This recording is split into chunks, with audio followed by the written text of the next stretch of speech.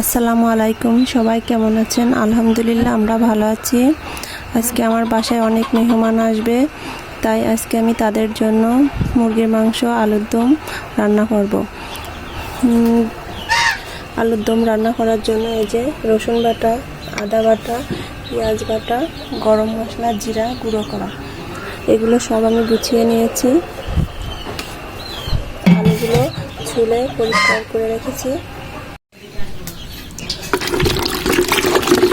আলুগুলো পরিষ্কার করে ধোয়া হয়ে গেছে। এখন এগুলো আমি তেলে ভেজে নেব।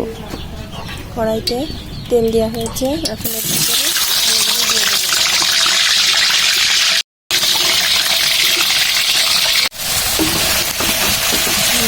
আলুগুলো দেওয়া হয়ে গেছে। এখন এর ভিতরে একটু হলুদ আর লবণ দিয়ে আলুগুলো ভাজতে হবে।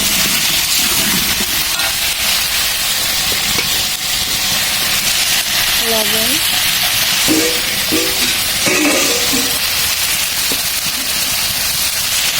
হলুদের গুঁড়া,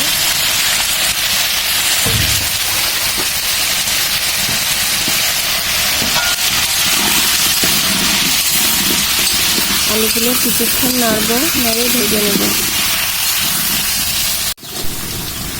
আলুগুলো হালকা করে ভেজে নেওয়া হয়ে গেছে। এখন আমি এগুলো উঠায় রাখবো। এখন আমি এর ভিতরে গরম মশলার কিছু ডাল দিয়ে দেবো।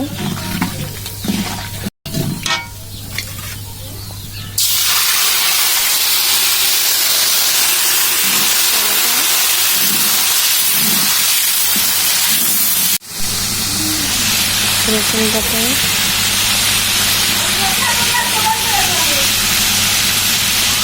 আদা বাটা,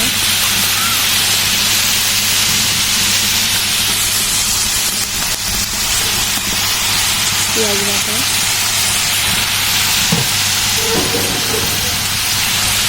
হলুদের গুঁড়া,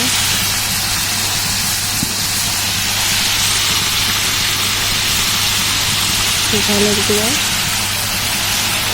এগুলো ভালো করে কষিয়ে নেব। এর ভিতরে আমি তেজপাতা, কিছু কাঁচামরিচ, ধনিয়ার গুঁড়া, স্বাদ মতন লবণ এগুলো দিয়ে নিয়েছি। মশলাটাও ভালো করে নাড়া হয়ে গেছে। এখন আমি ভেজে রাখা আলুগুলো এর ভিতরে দিয়ে দেব।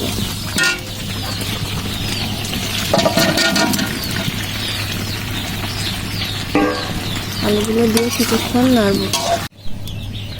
আলুগুলো ভালো করে নেড়ে আমি এর ভিতরে পানি দিয়ে দিয়েছি। এখন কিছুক্ষণ জাল দিতে হবে। এই যে